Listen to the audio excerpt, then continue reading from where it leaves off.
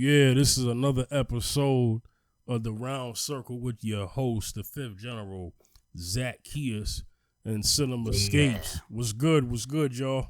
What's up? It was good. Good to be here. Yeah. All right, Cinema's back. Mhm. So we're gonna get into what's going on. Couple of things happening, couple of current events happening, but we're gonna touch bases on a few subjects. I guess we'll start it out like this. So we kind of waited some time to talk about this. So we have the NBA restart, and we've been seeing a noticeable difference as far as sports, and NBA is trying to lead the way of trying to incorporate sports and still address social issues on a broad platform. This is probably the first of its kind to do this. Such a major association such as the NBA. We have seen baseball players in the MLB take initiative. The teams matching off against each other. The Yankees, a couple of teams have kneeled. Not so much the organization per se taking a stance, but just players taking initiative on how they want to show in terms of acknowledging social issues by kneeling. NBA players, such as players and coaches, have been kneeling on the NBA. In the NBA, in the NFL, don't know yet, but we do know that there are players that said that they will acknowledge social issues personally to them when the NFL starts, or if it even restarts. All these COVID cases going around. Also, for the first time in my life, I've seen hockey players in the NHL. We're starting to see them kneel. Right. That's interesting.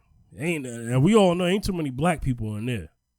Okay, but I respect the acknowledgement.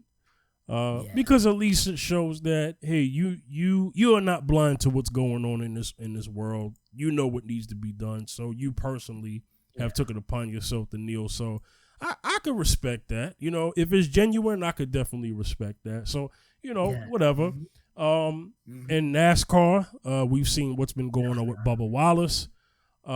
In Formula racing, I forgot the brother's name, but there is one brother in Formula F1 racing who has been taking a stance, just like Bubba Wallace. That's interesting. How is this matching up? So, Cinema, I'm gonna let you start it off. What do you think could come? Okay, well, it's going to be a two-part question. Number one, what kind of trend? Okay, what can something? Okay, here's the right word: tangible. Is there anything tangible that could come from the NBA and the players highlighting social issues in terms of what's going on and how they can affect the justice system and stuff like that? Is there anything tangible in the NBA's power that they can do that can influence that? Well, I don't know. Well, if the NBA would put their money like LeBron and Michael Jordan did, putting money toward lawyers' legislation, that's what makes the difference. Because LeBron and even Jordan, who we've in the past talked junk about Jordan not being active, rightfully so, in those things, but he stepped up like really big, and a lot. A lot of it's like right now, I'll be quite honest, it appears like a PR stunt, just to placate, because you got a lot of black players and their audience is majority of black, because of basketball. Because of basketball, because of what the culture of basketball has become, once past the 70s and everything, when they finally started letting black people play, when Russell and them came in and started dominating stuff. winning 11 championships in a row, or maybe even more. Shout outs to If Bill I made a Russell, mistake, man. Celtics fans, don't get mad. I'm just pulling the figure out. Nah, for real. Without the research. Rest in peace, Wilt Chamberlain. Shout outs to Bill Russell. Exactly. Oh yeah. They came in Legends. and dominated the game. Right. Dominated the game. So basically the culture shift in basketball, which, officially it didn't take shift till later. Now, and now these players stood up for themselves, got a CBA. So as an organization, the advertising, the commercials, the spots they're nice, but it's like if there's not real push into money, into legislation, the law change, like even affecting educating people about the difference of the judicial from the rest of the government and how we affect that. Because, people go elect somebody for president and governor and thinking, but that doesn't affect the judicial. And that's where we've had our most problems. Right. Yeah. If you're not doing that, it's a nice show. It's making some people angry, the yada yada. It's a lot of social rhetoric nowadays. And it's like I kind of had to kill the noise this last month for personal reasons. But but it's like it's just a lot of rhetoric and a lot of arguing about things that really don't matter about the real issue. The real issue is, even with the Black Lives Matter and the shirts and the kneeling, people aren't making it home. Just recently, I think yesterday, a family, because of a burglary, was laid out. They arrested the parent, and the kids were laid out on the ground by the police in one of these states. Wow. In other words, these incidents haven't stopped. Yeah. Right. In fact, you could even say, because of the anger and the thing, they've intensified. Since George Floyd. Yes, absolutely. We've had people get lynched, and then the police say it was suicide. Yeah, right. And then we have stuff. Then we had a lot of, we had police driving through crowds. Yeah. Even in the city of New York. Yeah. Yeah. You know what I'm saying? And then TMZ got the footage, got the band over the band, the police band. Yeah. Cops saying, run over them bleepers. Yeah. Right. Yeah. And then and the cops are mad because they have to do the right thing. So a lot of them are retiring. Yeah, see?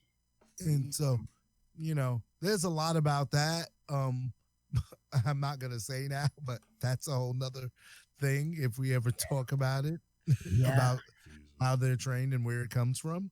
But if the NBA wants to do change, that's where we need to affect.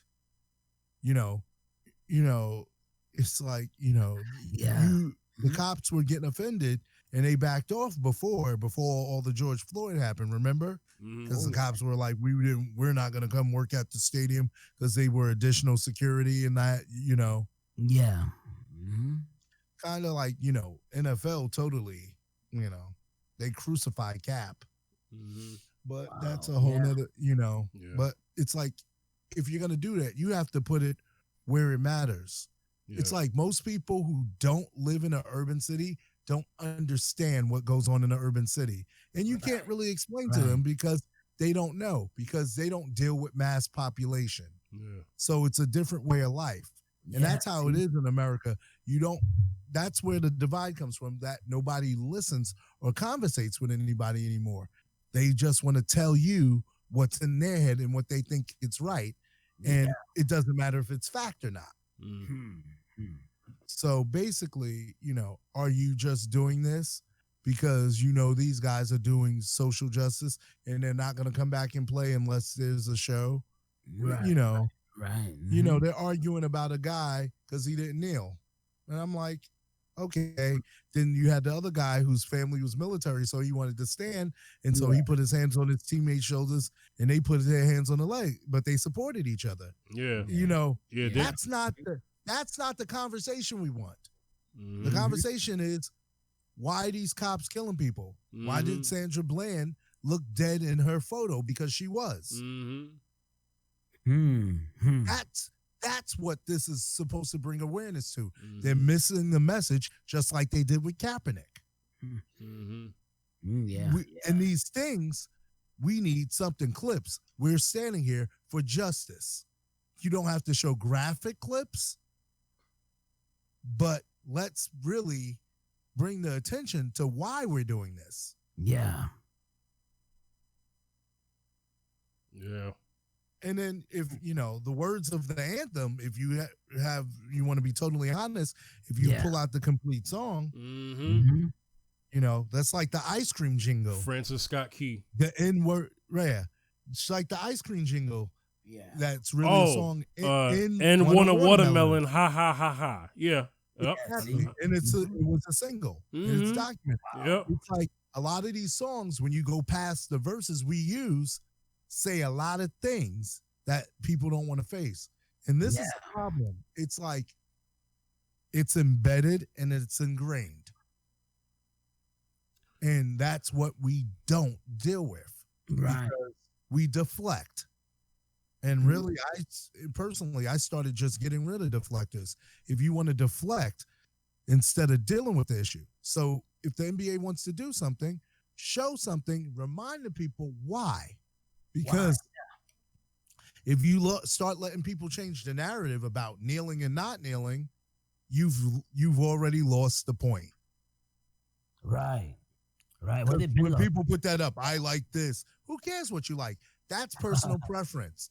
You can't tell a person how to protest, especially and then the whole thing is, but when someone peacefully protests, you destroy their career. And then when they get violent, why don't you do that? You didn't listen to when they were peaceful. Yeah. Right. Like I tell people, I don't support the destruction of, property and stuff, but I understand it. Yep. So do I.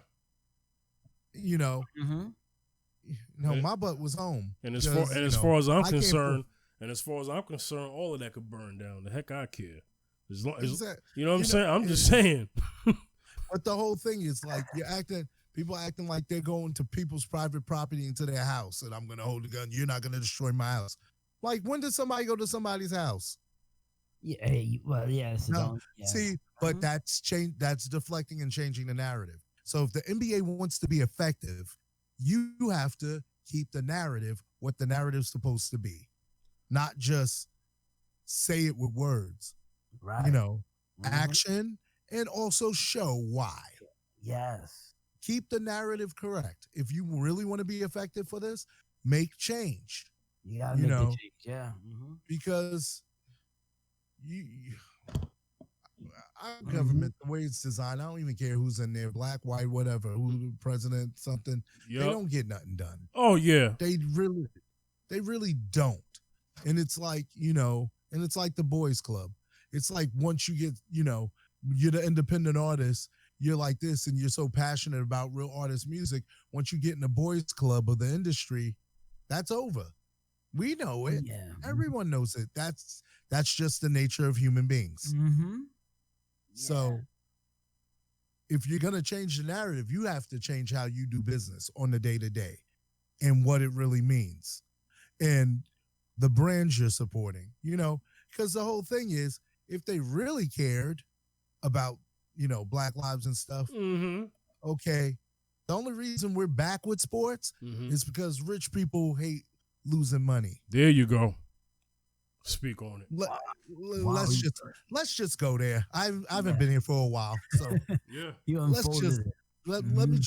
let's just unpack this a little bit. Right, Zachy is cutting when you're ready, and you jump in. You guys jump in with your points. Yeah, Zachy is. But I'm just gonna set this up, and then basically, if we wanted to be COVID, leave everybody home for a month, except for essential people. We couldn't even do that. Nope. You left it up to the states. So some states went down, other states went up. Just shut everything down except for what they need. Get people the food they need, get people the medicine they need. You got to do that on a federal level. Right now, we don't have someone capable. I ain't even giving them no shine. You know what? Go ahead. with this COVID-19, a lot of things, especially with the elite and the people that have businesses and own bigger businesses and own corporations, the elite people, the rich people. Now, during this pandemic, even now, considering during this pandemic, is a complaint about losing money, is a cry about losing money and losing, just businesses folding, businesses losing money. Right, Lauren Taylor and Men's Warehouse bankrupt, filed for bankruptcy. Crying for bankruptcy. So it's a lot of that, But there's one thing I want to address with this during the Atlanta mayor. I don't know. I think governor. Governor. Okay. Yeah, the Georgia governor. That stated that we're back in the business. Let's open up.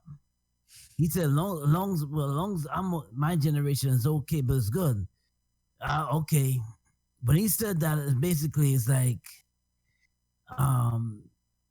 all the people in the Atlanta area and around the Georgia Savannah area can just get affected, and my people is covered. You see, let me tell you something. When they make decisions, they make sure theirs is taken care of. Mm-hmm. They make sure theirs is taken care of. But True that. Yeah. So always think that they have an agenda. They have an agenda to say, okay, my business is up, my business is good. Make sure me and mine is good, my backyard is good, and then leave us out in the cold. We got to be careful of that, and some of us a lot of us we just don't see it.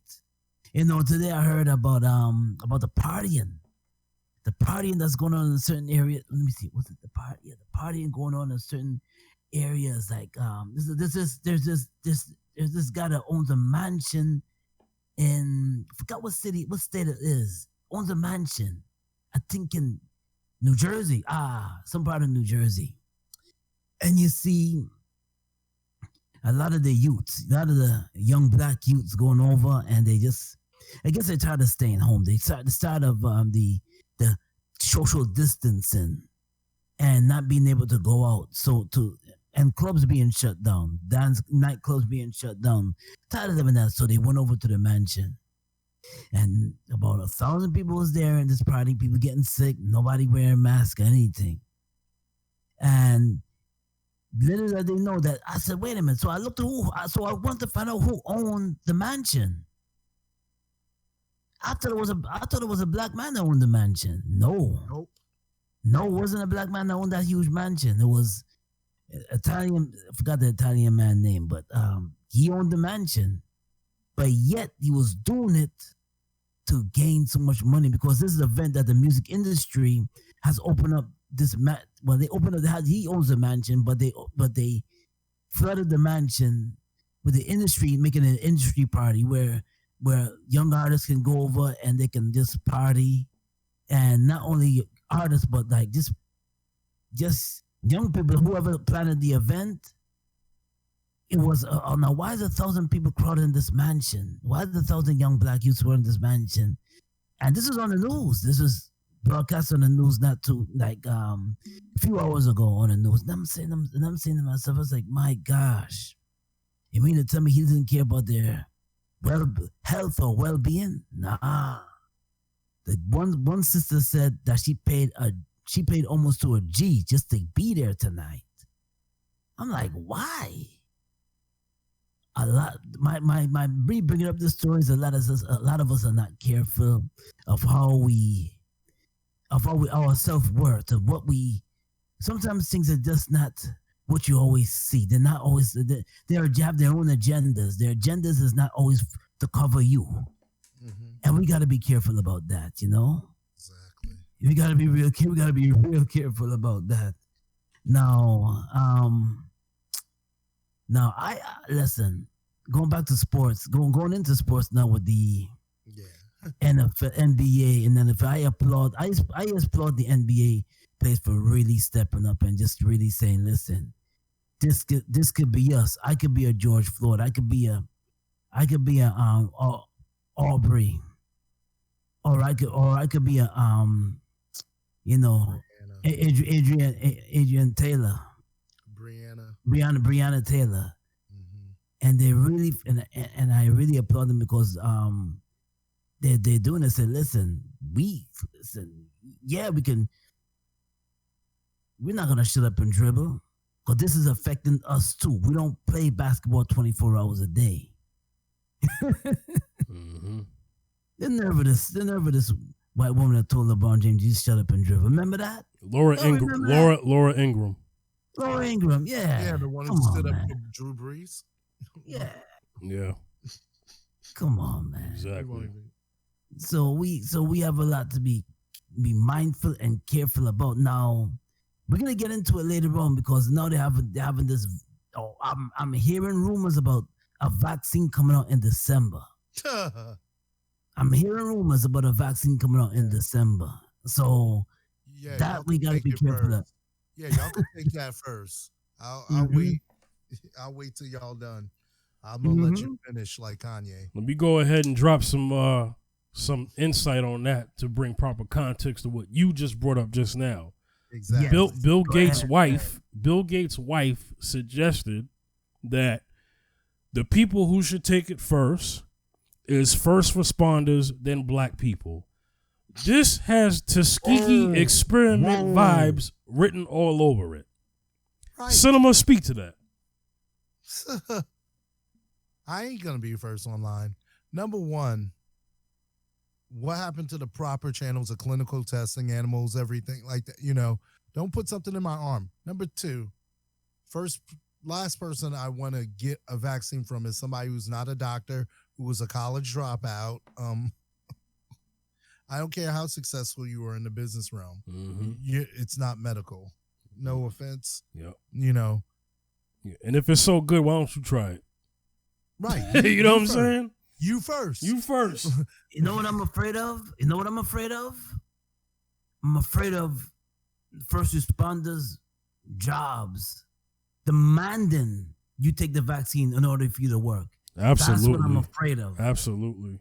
That's what I'm afraid of because the whole thing is that's scary because absolutely, if they drop and that vaccine doesn't work, who's left to take care of anything? Right. Who's qualified? Right. It's a lot because you can't, you got to remember it's money and it's natural selection. Yeah. And all of a sudden we mysteriously, I'm not even going conspiracy theory, but historically, every so often when overpopulation comes to the world, we have some sort of pandemic that lasts a couple of years. It just hasn't happened in our lifetime, but it is well documented. It is pictures. Like when I started putting that stuff up, this stuff happened before. Like, you're not a student of history. You need to know that if you're ignorant, and I'm just going to say this, we are engrossed in general as a whole, and this is not everybody, in consumerism. I mean, how many people could have started doing what they wanted to, their dream projects, with the time they had off?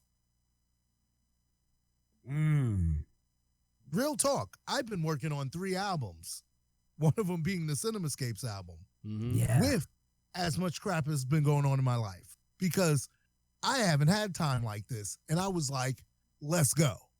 I started game streaming, which we've talked about I've been wanting to do. Yeah. Because it's your mindset. Because for us, it's opportunity. Well, while we can't do it, let's do what we can. And, I'm not going to be the first one out there. You're not going to catch me out in public because it's like my doctor said, keep my butt home because I'm high risk, hypertension, diabetes. No, you don't need to be out there. Yeah. And when you go out there to shop and stuff, just be careful. And gave me the guidelines because the whole thing is, hoax, real or whatever, it's better to be safe than sorry. Absolutely. Yes. It's better to have wisdom than just, but consumerism and entertainment and quote unquote boredom that they've been feeding you through this entertainment industry, it's got you to where you can't be patient, and where people are flipping out because they they have cabin fever. But the whole thing is, it's like, what's been your thing? I know people who have finished their degrees during this time because they've had time for school. What's your mindset right now? Right. Are you a consumer? Because, some of us got to work. So we're working through it, Yeah. Some of us are essential, both of y'all are essential. Absolutely. Yeah. So there was no time off for us.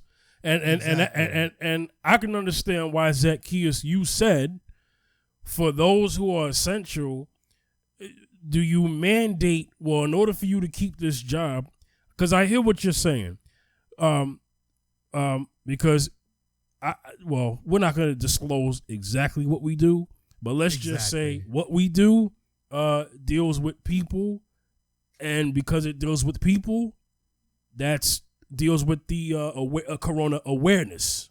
Okay, right. So, and rain, sleet, or hail, tornado, hurricane, earthquake, we still have to report to work. Pandemic or no pandemic, we have to go. Me and you have to go to our place of employments that we have. So I hear what you're saying, but who gave Bill Gates' wife the audacity, the mitigated goal to suggest that black people should be one of the first people? And first of all, I don't like that, because here's what I want to say, which is very hypocritical. So you're okay with us being lab rats because historically they've been experimenting on the black man, woman, and child from the beginning. That is also the eugenics agenda.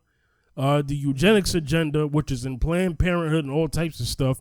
And it was written that a lot of these places where they'd be doing these testing and all this type of stuff would be in Planned Parenthood centers. And a lot of these Planned Parenthood centers are in communities where black people live. So this is definitely intentional. And like I said, this has Tuskegee Airmen experiment vibes written all over it. And I'm not for that. Minister Louis Farrakhan spoke on Independence Day, and he talked about black people. He said, refuse that. Well, he was saying all people refuse it, but he definitely was like, yo, refuse that because we don't trust that. What's in that thing? Because my thing is, what's coming with it? Is the microchip? Is the microchip coming with it? Or is it what we call a mass death when these side effects kick in? Because you have to remember that, I'm gonna just bring this up real quickly. Yeah. Because this is for those who unaware of what's coming after this vaccine. After the vaccine, because the coronavirus is still here. The coronavirus is still here. So after the vaccine is going to be one thing. The next thing is the RS chips, meaning that okay, they're going to say that they're going to complain and say that the coronavirus is on your currency, the coronavirus is on your debit card and credit card. Mm-hmm. You have to get chipped in order for you to access your job, in order for you to get money, certain money and privileges. And they're gonna say that and they're gonna also say that with the chip is gonna be convenience, meaning that you can leave your wallet home, you can leave your money home, and you'll be able to access groceries in the supermarket. You'll be able to access anything you want because this chip is something that's going to make your life convenient. Now, how I know it's real and it's coming because few people, even on my daughter's Zoom during the school Zoom when school was in session, last semester when school was in session, a teacher was telling my daughter that this chip is gonna make your life convenient, and this chip is gonna be in 2021, and it's gonna be also first in our communities, because this chip is going to be introduced in 2020 to 2021, 20 in 2022. It's going to be introduced, and it's going to make your life convenience. Sweden already have it already. Some parts of New Jersey, some jobs already have it already. In order if you get access to your job, they already have it. Sweden, look at the documentary in Sweden, already have 80% of Sweden is already chipped already. The population is already chipped already. And the United States would be the next to be chipped. From England to the United States is going to be next to be told. Rumors that they're already putting it in babies without people's knowledge, but I haven't, solidified that. But there's pet services for that for when pets run away. It's already here in many states. See? So this is, yeah.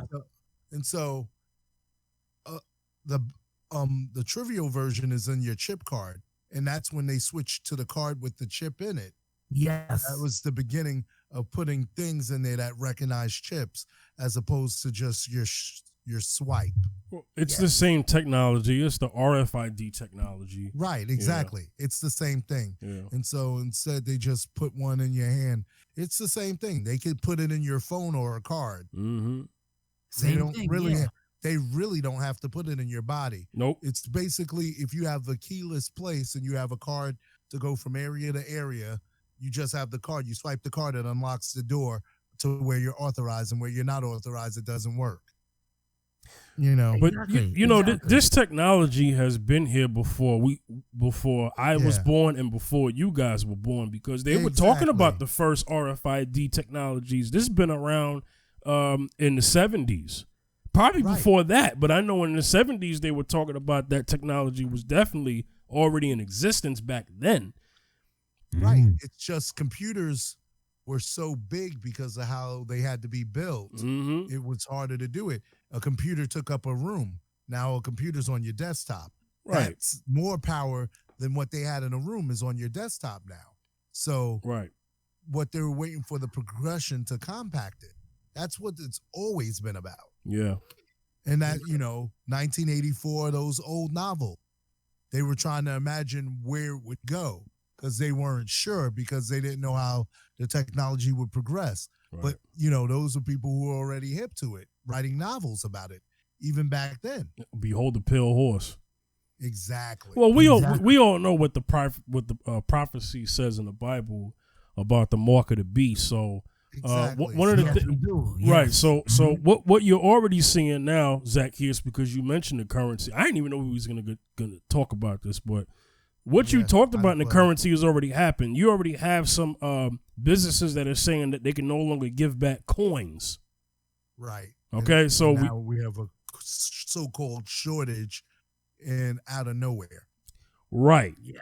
Exactly. Right. So you're starting to see a lot of businesses.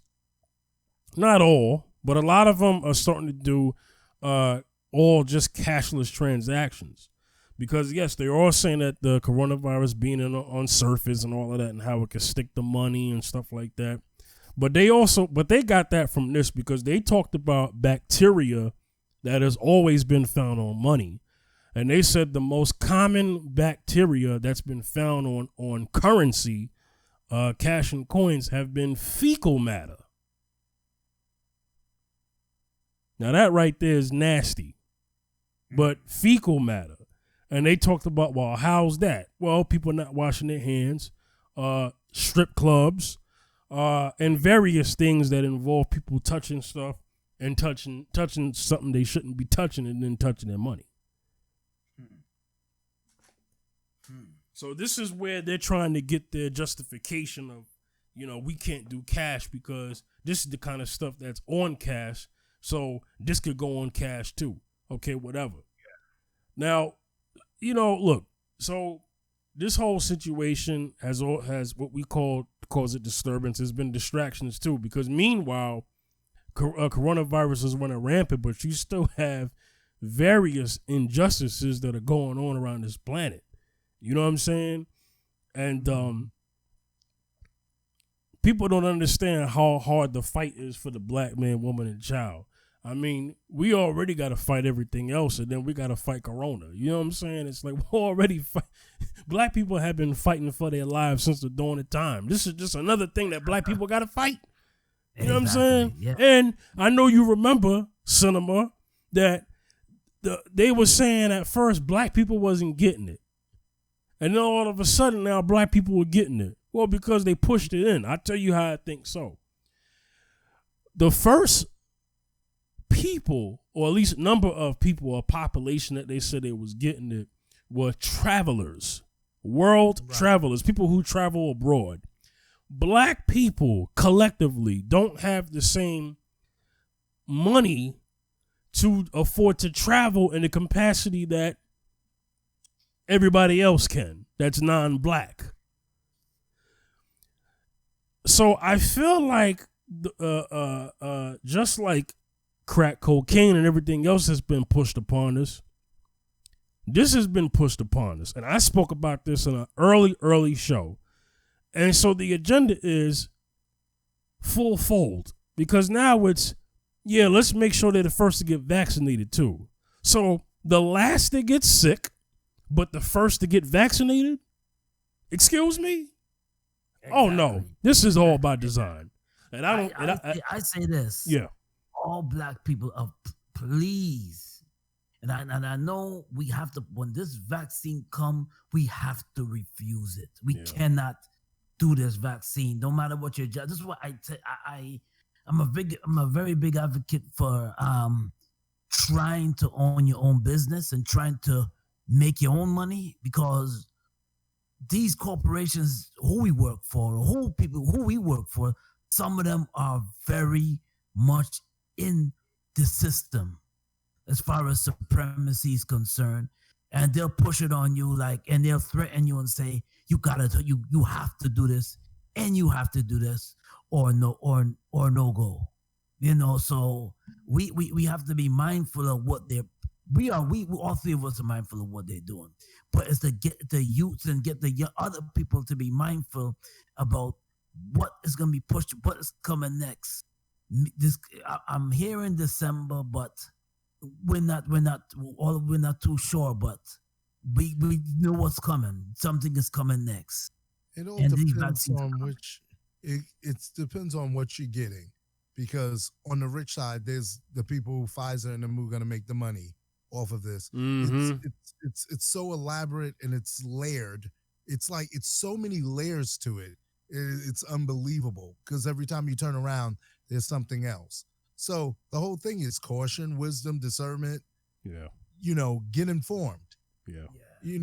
It's like, okay, what are you having? I'll have that one, if they're not going to eat, Yeah. It's like when someone offers you food and they're like, I ain't hungry. I ain't eating that. Yeah. Yeah. Somebody gives you a bottle of water and the cap been broken. I mean, that's basically what this is.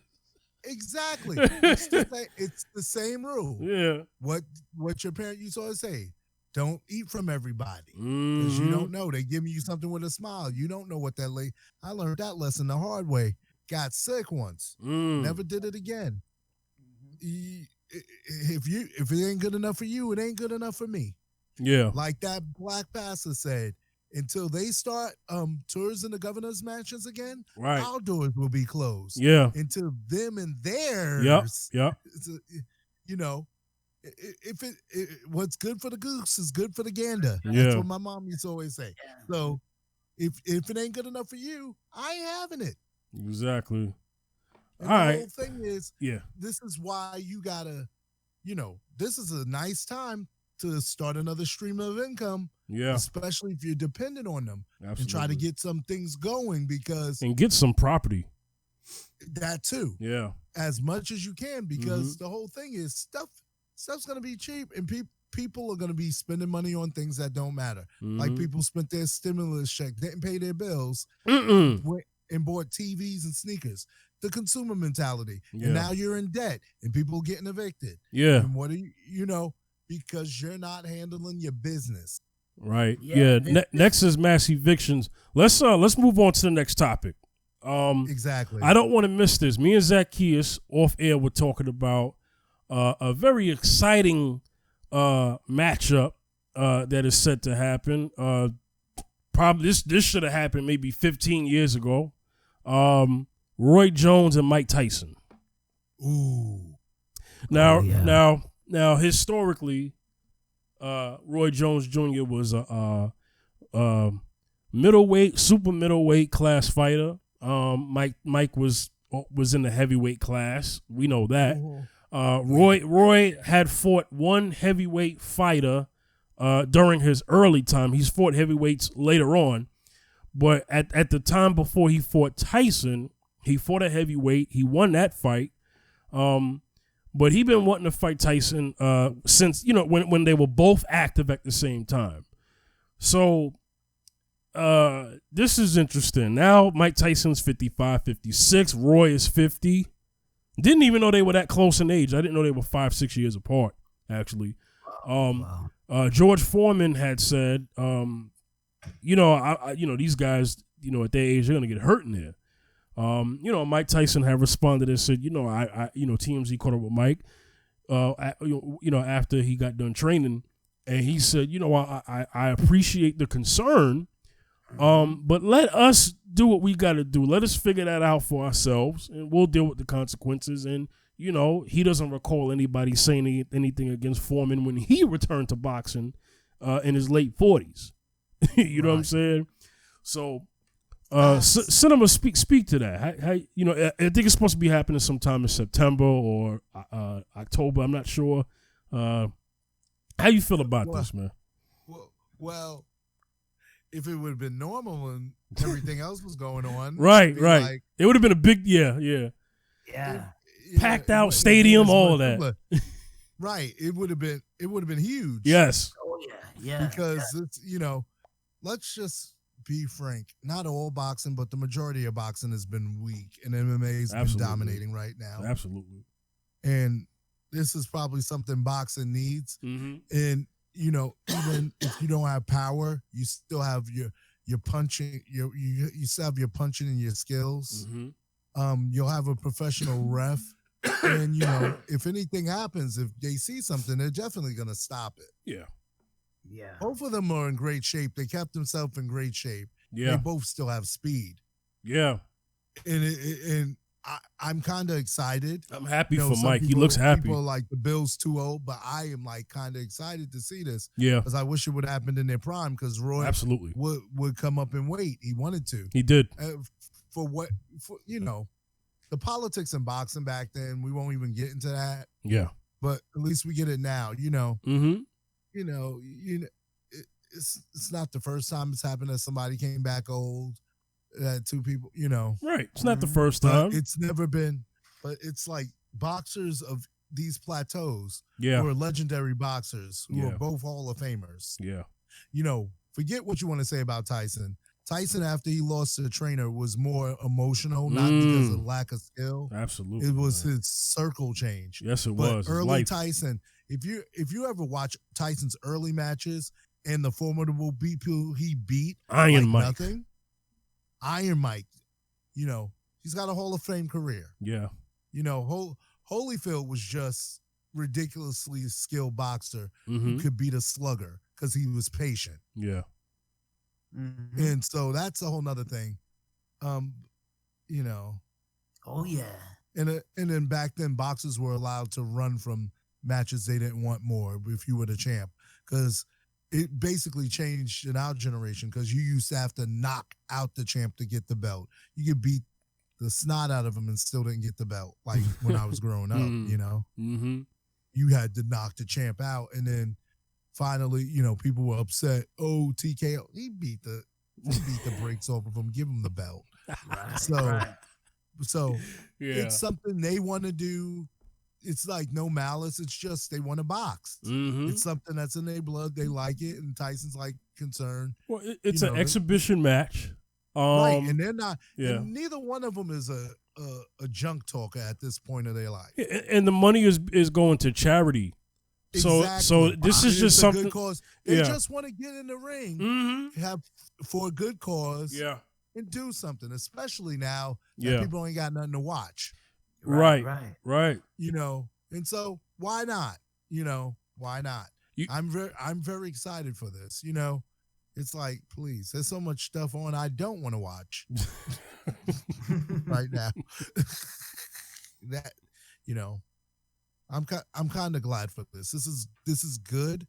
Hopefully, and then basically these kids haven't seen anybody box properly, and so that's gonna be good for them, for the people who want to up and come in boxing. Because a lot of the footage they see is old fights, and then they don't show them their cut and a bridge for time, just like when they show an old game. Yeah, like Marvin Hagler and Tommy Hitman Hearns. Yeah, they cut that fight down, and I'm like, it's important to see everything that happened in it. Because that fight progressed and went many different ways. Yeah. Yeah. And so, as far as the pacing, you have, when you cut something out, you miss nuances. It's like we give an NFL player tape and the tape is cut up and they don't have all the information. So it's good for boxing. And and two divisions, yeah. Yeah, and with everything going on, the whole thing is, he's fought, Roy's fought heavyweight. Yeah, he's since later on in his career he has he's went up heavyweights. It wasn't like a scrub. It was a good boxer. Now here's the thing, and I'm gonna give this to Zach Hears. Now here's the thing about Roy. I believe his legacy is still strong, although in his last few fights he took some L's. Well, so did Tyson, but the L's that Roy took were bad. The first famous L he took was against Antonio Tarver. Now, let me give Tarver some respect. As good as he was, I think a lot of people watched that fight and they said, wow, for the first time, we have a guy like Tarver who and he was another guy who ran his mouth too. And he was able to match what Roy was saying. He went in there and he handled Roy.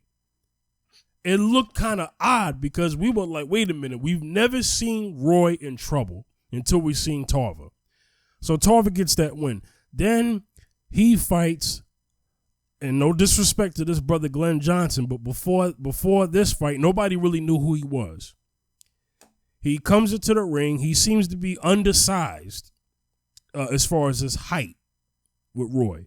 But he was a very unorthodox fighter. He was a righty and a lefty. Yeah. His stance was very weird. Weird in the sense of what you commonly and don't commonly see in boxing. He knocked out Roy by punching him in the side of the head. The referee had to just wave the count because he could have counted to 20 and Roy would have still been down. They had to pick Roy up. He caught him with a clean shot. Up against the ropes.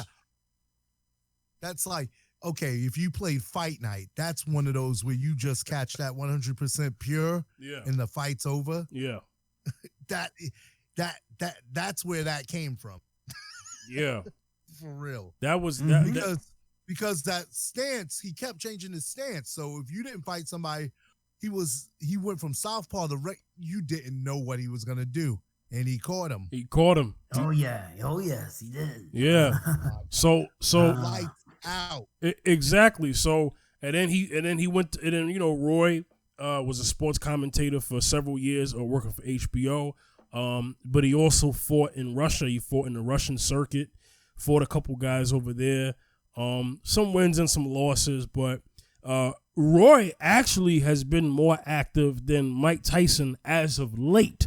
So a lot of people are saying, well, you know what? Roy could actually win this one because we're thinking about what Tyson used to do. But Tyson is just a different type of animal. Seeing him in these training videos, he looks inspired. I haven't seen that from Mike since young Mike. So that's why I'm happy for Mike him. Was in Hungary. Yeah, I know. Yeah. So Zacchaeus, what's your opinion on, on this fight? Do you think? Because I'm gonna ask you a question I ain't asked Cinema. Do you think, because the WBC council said that if Tyson wants to seriously fight again, that they will put him into a ranking system. So they will put him back into the ranking system, just like every other boxer. So do you think that this is just a one-time thing, Zacchaeus? Or do you think that this fight can inspire Mike to kind of have a couple more matches? Not so much 10 for a title, but just maybe a few more matches, just based off based off his return match with Roy Jones. This is what I think. I think, see how Tyson in the mid 80s was the youngest heavyweight ever to do it. Yeah, I believe he wants to be the oldest ever to do it. Nice, I mean, nice. Because the thing is that Mike Tyson now, the way how he's training, have you ever seen his videos? He's really, really going in. Looks great. Yeah, he looks good, man. Look like he's back in his old. Like he even said he's back. He did say that. I'm a bit Roy Jones.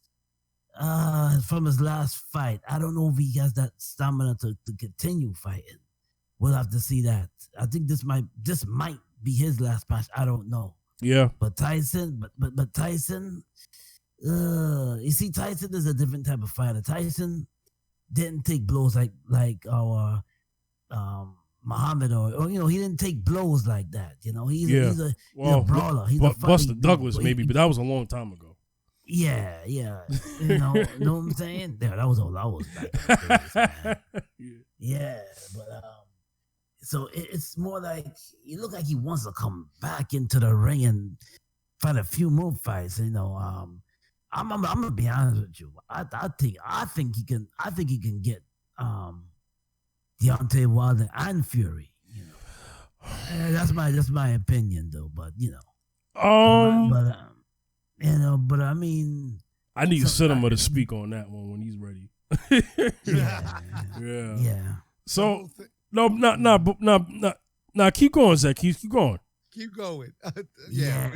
His age. Looking at his age, I thought Tyson was crazy when he even said he was coming back. Yeah. I thought he was just training just to train others. I thought he was training to keep himself fit. Yeah. And then like Holyfield. And Holyfield's another one that wants to come back. He wants to come back? Holyfield entertain a possible return match with Mike. That's weird. He's been training. He's been in the gym. Lennox Lewis has been in the gym too. Beef now. Yeah, there's no beef. There's no beef. Been no, like training and sparring together and stuff, and they don't mind doing exhibitions because it's like big. Imagine it's like Big Three. Yeah. Ooh. Yeah, man. Hey, that's an interesting concept. That's an interesting concept, Cinema, because tennis has that. They have the senior circuit. Yes. You can see McEnroe in them because they can't play the young kids, but they can still play each other. Right. But there's shorter matches on the senior circuit. You get to see McEnroe versus Connors. They're older, but it's still entertaining. Right. I mean, Big Three did it for basketball, but it's always existed in tennis. Mm-hmm. Why not in boxing? Yeah. These guys are about the same speed. It's not like they're going against a young, super strong kid. Right. And that's some 25-year-old going against a 55-year-old. No. Right. Oh. That's like, unless you're Vince Carter, you can't keep up with these kids. No. Right.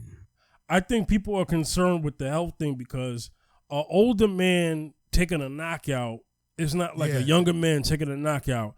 That's get true. That. So maybe people feel like, because in certain states, in most states, if you do an exhibition match, labeled as exhibition, you have to wear headgear. In certain states, if you do an exhibition match, you don't have to wear headgear.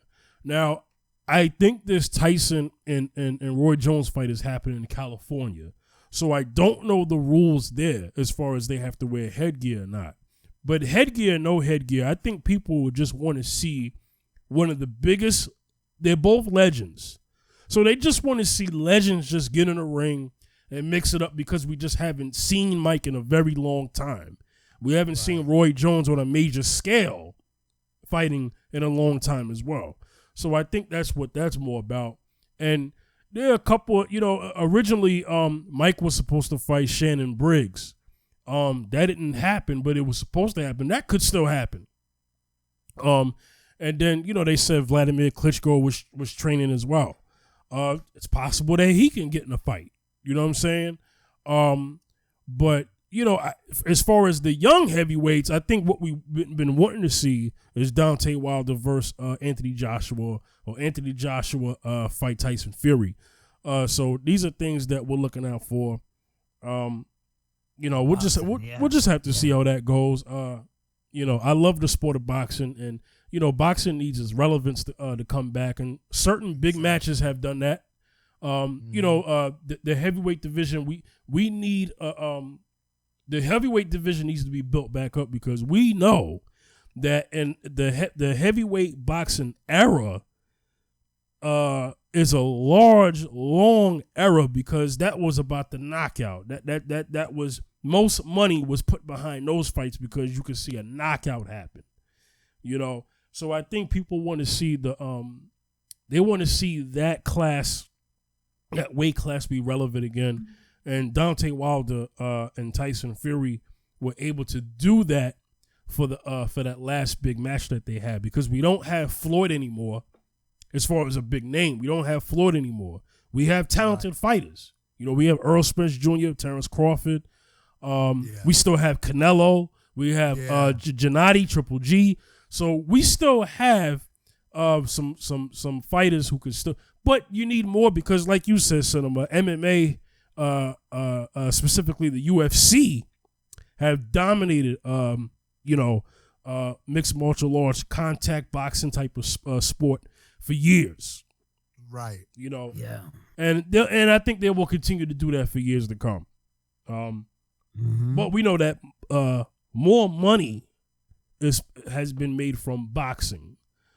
So I and the Wilder and Fury fight proved that you can have a boxing match of that magnitude and draw the same amount of attention. I mean, that fight drew a lot of attention. It was very good for the sport of boxing.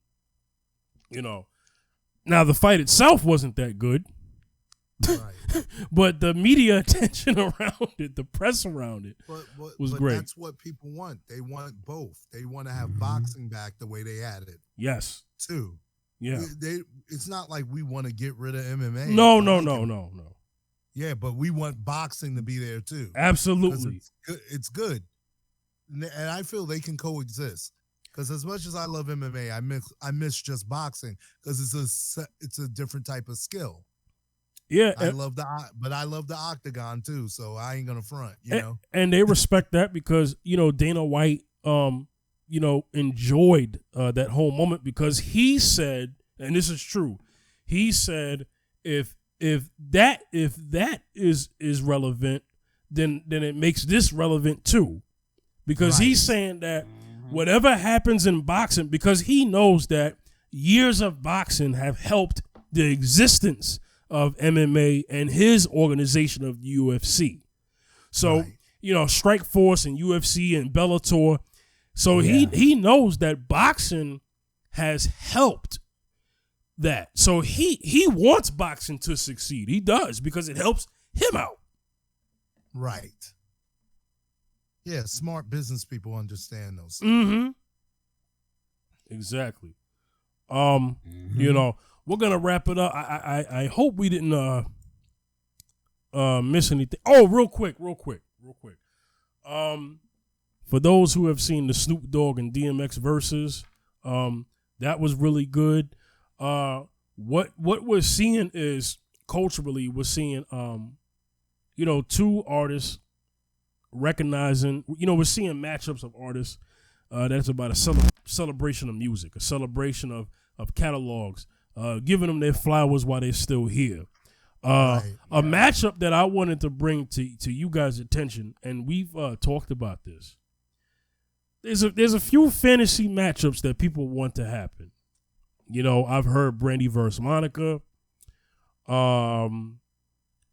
Sade versus Anita Baker. Wait a minute. Brandy, Monica. These are fantasy matchups. It hasn't been official, but yeah. I heard LL Cool J, Jay-Z, LL Cool J. That's what I heard. Yeah, we'll get to that in a second. Go ahead, Cinema. I'm not gonna say nothing because I love Monica, and I'm not. But I mean, I heard the singles from B7 because I haven't had a chance to listen to the whole thing, like what she dropped before the whole album dropped, right? And then that Borderline, that video and that song. I mean, they don't, Brandy's finally starting to get her flowers from everywhere that she should have been getting from Full Moon. Yes. You know what I'm. And so you know me. Mm-hmm. I've always felt Brandy and Shanice and people like that never got their due.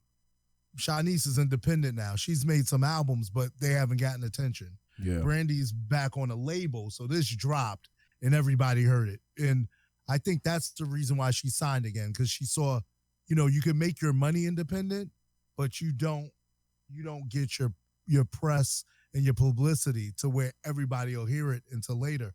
Like a lot of people heard Full Moon later. Yeah. And this is no disrespect to Monica. It's just, I think they're two different classes. Now, Anita versus Sade. Sade. Yeah. Both of them have a catalog where you could get 25 songs. And because people forget, Sade got bangers and Anita got bangers, and they're both, and they're similar enough, even though vocally they're not the same. They're not exactly the same, but they both got that smooth vibe where Sade's just like that smooth, like mellow, jazz. And Anita is like jazz. Yeah, exactly. Anita's jazz, but that'll work. Yeah. And they've also talked about what Timbaland is campaigning for is Mariah versus Mary J. Blige. That would be a good one because they like catalog wise, and there's no beef there. Right. Since you're keeping the vibe celebration, I would enjoy that. Yeah. Because we know Mariah got pipes. Mm-hmm. Well, we know that the versus battle is not a vocal battle. So that really doesn't matter. And we all know that if it was, for days. Right, yeah. But we know that if it was a vocal battle, then Mariah wouldn't be a matchup with Mary. So, but them catalog to catalog, yeah, as far as banging hits and stuff, and both of them writing good songs, right, it's there. And it's like, even if you go through all that, it'll make me feel like the Babyface and Teddy Riley thing. I was like, none of them hit like deep into their catalog like they could have. Yeah. Especially Teddy, because people forget what Teddy produced, because that was more of a producer's celebration with them, not so much artists of like what groups they were in. Yeah, I felt that matchup didn't.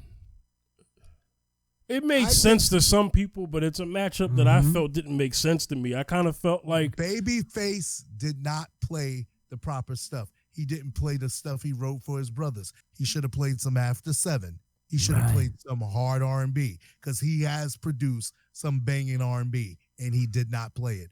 I feel that was a missed opportunity because they should have put them in a genre of what you produced. And if it should have been New Jack and R&B right there. That should have been their battle.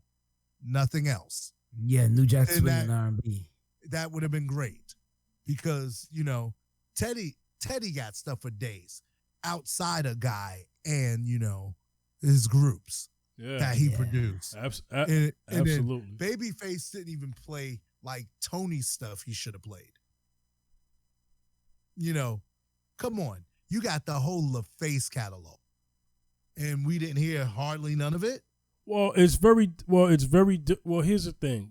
Versus is mainly a hip hop thing, but it's very R&B battling R&B is not that easy, because it's like I take it from these matchups, and this will kind of make sense to the point I'm making. Zacchaeus, me and you talked about not on the show, but we talked about Bounty Killer versus Beanie Man, right? And we talked about how Beanie Man and Bounty Killer, both reggae legends, but their content on what they talk about is very different. So I said that Bounty Killer had the streets and Beanie Man had the clubs. So their matchup only was a matchup because of their names. But honestly, I think Beanie Man should have been going against somebody else, just like I felt like Bounty should have been going at somebody else. People felt like Teddy should have went against Jermaine Dupri, I felt. Yeah. That is good. That's a good one. Babyface should have went. That's a hard one because Jermaine Dupri has a lot. But they're the same type of producer. Yes. One's north and one's south. Yeah. And that would have worked like Snoop and DMX. There we go. Because here's the thing. The Bounty Killer, this is what I got from the verses so far. Bounty Killer showed, okay, whatever formula you have, you stick to it regardless of what the person plays. You don't necessarily got to match what they play. Right. But Jadakiss and the Fabulous verses, Jada proved, okay, I'm going to teach people how to win this clearly. And Jada studied the other battles. And he says, I know exactly where to put my songs placement for placement. Now the rules changed a little bit for that versus the DJ versus the other versus battles up until that point. And that is they were the early ones. Right. They've been streamlining it. Right. So what made the battle, what improved it was because before, who goes first, I felt like has a disadvantage because the second one gets to decide, I know exactly what to play against that one. That's what I felt was going on in that DJ Premier and RZA battle. But in the Jadakiss and Fab battle, it was who goes first in the first 10 has to switch on the last 10. Right. That's how it should always be. And that's what happened every versus since the Jada and Fab one. And that's why the DMX and Snoop one, that one, Snoop was getting him in them first 10. I think arguably, there's no debating that one. You know what I'm saying?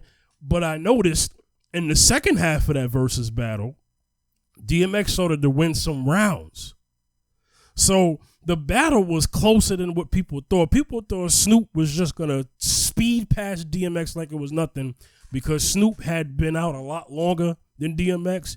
And then Snoop post had DMX, sadly going in there to rehab, that he's done more music than X post that era. But the whole thing is this. You're limited to 25. 20. And, 20, 25. Well, depend. Yeah. You're limited to 20. And 2, Snoop's had weak eras because not of his fault, because he had to do albums and deals with places where he didn't want to be. Mm-hmm. And, because you go from Dre to other producers, that's kind of hard. Yes. For a while. Yeah, it is. And then, but his current production team that he has, he's making fire again. You know? And so DMX, all that Rough Rider stuff DMX did is just bangers. Yeah. Bangers.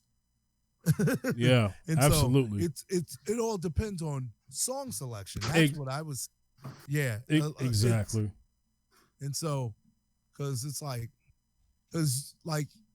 when they did the gospel one with Kurt Franklin and Fred, mm-hmm. that was ridiculous because they chose somebody with a catalog, because Fred with commission and his solo is enough to go against Kurt. Yeah. To where you had enough good songs on both sides. Right. Where, because both of them have a ridiculous catalog.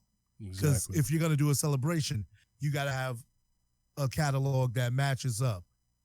I feel DMX having a smaller catalog is still strong because I feel he gets disrespected a lot because of his personal troubles. Yes. Yeah, But, yes. But So skill true. wise, put on a DMX song somewhere. Yeah. It's a feeling that you get from X. Right. Yeah. Right. The whole thing is he's the total package. You're talking about songs because since it's a celebration of songs, you're talking about the songs. That's where you could have a Mariah verse because if it's about the songs, it's about the songs. And DMX's songs are just like, yeah, and Snoop's songs are yeah, especially. Oh my gosh, Snoop got songs for days too. Absolutely. But it's like everyone has like those B-sides. But if you're picking 20, it's going to be 20 hits, and both of them have 20 hits. If they both have 20 hits, that's like somebody's like LL don't want the, KRS is like LL don't want it, and I'm like KRS, you got 20, LL got 20. Yeah. And I'm like, y'all are the same era. Like LL didn't want to go up against Ice Cube because of the subject matter, which I understand. Ice Cube's political, but LL's not. Even though LL has some songs like that, that's not his total vibe. Yeah. LL is party and stuff like that.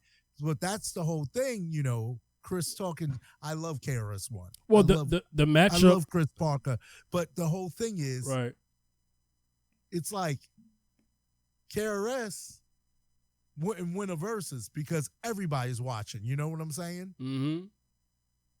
And it's kind of like how LL beat Cannabis on rap because he's in front of everybody on TV still on NCISLA. Mm-hmm. Yeah. In Cannabis, a Raw MC who me and you had these conversations. Oh yeah. I said the timing was just wrong of that battle. Yeah. It was just, and then people back in Cannabis kind of left them hanging. But that's a whole nother, And so when you do these things, it's like with KRS bringing the ego in, it's like, okay, I don't want to see that because these have been celebrations. Because, Snoop's over there jamming and dancing to DMX's stuff because he likes it. That was good. Yeah. And I like that. I like that. Yeah. Because whether win or lose, they're having a great time. So absolutely. That's the vibe you want to keep. That's true. You do. And so when somebody come on that battle stuff, we ain't on that battle stuff no more. That era is gone. You know. Rakim said if you want to do a battle vibe, you got to do KRS and Shan. Yeah. Oh, come on. Wow. Yeah, you do. Yeah, you can't do LL. LL's a party dude. LL, you could do LL. Well, Kitten plays a group. Well, you could do Kitten Play versus Nice and Smooth. That would be good. Oh, that'd be good. That would be good. That would be good. But LL, you would have to have an MC like that. Well, LL said he wanted to go up against Jay's catalog. He can because that would be fun. Yeah. Because now they're past it and they're not and Jay's not living there no more. That'll be fun. Yeah. Because that's basically, I kind of feel they're the same type of MC in two different eras. That grew up in two different eras. Yeah. I do personally. You may, you guys listening don't gotta agree. Yeah. But I the same appeal. Why I like Jay is why I like LL. That kind of little cockiness. They both have a. I'm not gonna take it. They got that little swag flow. They both have a 20 for each other, but it's like if LL plays "I Shot Your" remix, what's Jay-Z playing next after that? Ooh, gonna win. Takeover. Okay. Takeover. Gonna win. You know what he's playing after that? Big Pin. No, he ain't. He better not play that after I shot you. No. After I shot you, he could play The Watcher. He could, but he has to play something like The Watcher. He has to play that's not beating I shot you. One of the songs. He has to play a battle song. Hey, he would have to play. Don't have a lot. Hey, he would have to play Takeover. You know why? Because what's I don't know what's beating I shot you Because after I Shot Ya, Nothing. LL could play Flavor. Nothing. He could play his verse from Flavor in Your Ear remix.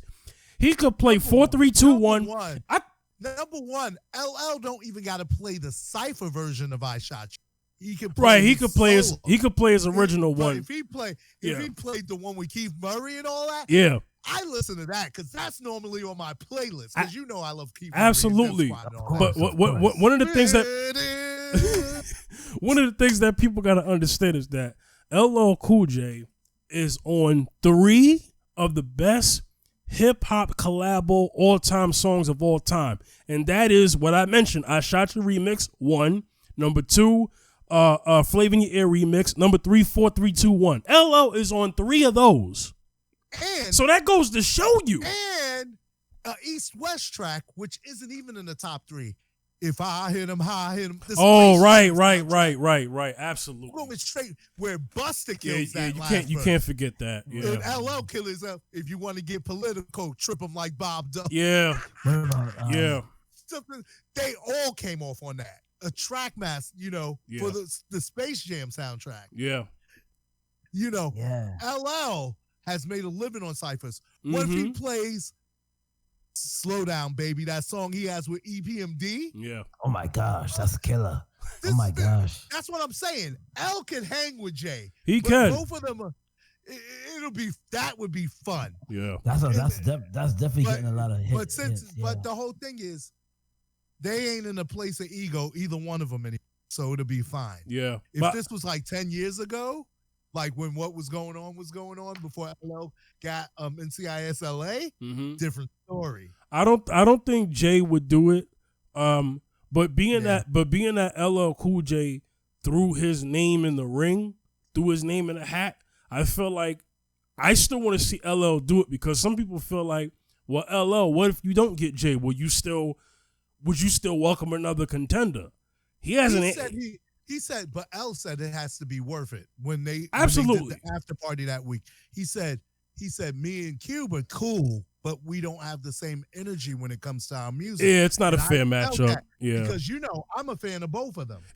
But LL Cool J and Ice Cube is a bad matchup. That's not the same mood. Yeah, that's a mismatch. Cube is like, because Cube is the way Cube writes. Because Cube has always been a socially aware writer. Like when they tried to get him for putting out that song about Donald Trump, and I'm like, have you even listened to Cube's catalog? Yeah. I Want to Kill Sam, talking about I Want to Kill Uncle Sam. That's been Cube's career. So it just doesn't mesh. Like with Cube, you got to get somebody on that plane. Like, that's why, because of what Cube spoke, that's why Public Enemy produced his first album. Mm-hmm. Yeah. Because the vibe is the same. Him and Chuck D, like what they talk about is the same. Just Cube did it with like a West Coast, with his West Coast flow. Yeah. But he was talking about stuff like Chuck D did. Like that song he had on that people don't know on Death Certificate, Us, where he talks to black people about dealing with ourselves. Mm-hmm. That, to me, it's not a popular song, but for me, it just shows, his awareness, his intelligence, and knowing what the situation really is. Because a lot of people haven't heard those things from Cube. And Cube has, in addition to that, bangers. What are you playing against Natural Born Killers? Him and Dre. Yeah. What or who? Yeah. And Dre ain't gonna battle him because they, that ain't happening. Yeah. Well, they're playing the South because half of the catalog, they're on it with each other. Well, we want Dr. Dre versus DJ Quick.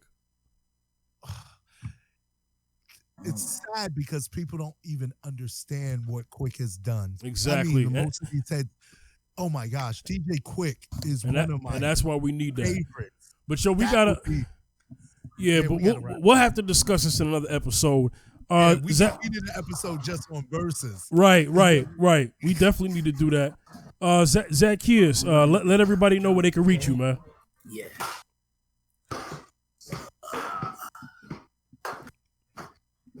Zacchaeus. Nah, he moving around in the house. All right, Cinema, let them know where they can reach you, man. Okay, on Instagram, Cinemascapes Music and Cinemascapes Facebook, Cinemascapes Music. Twitter, Cinemascapes. Xbox, PlayStation, Cinemascapes. Woo. Get at him. Twitch, Cinemascapes. All that. Cinemascape. Zacchaeus, where can they reach you?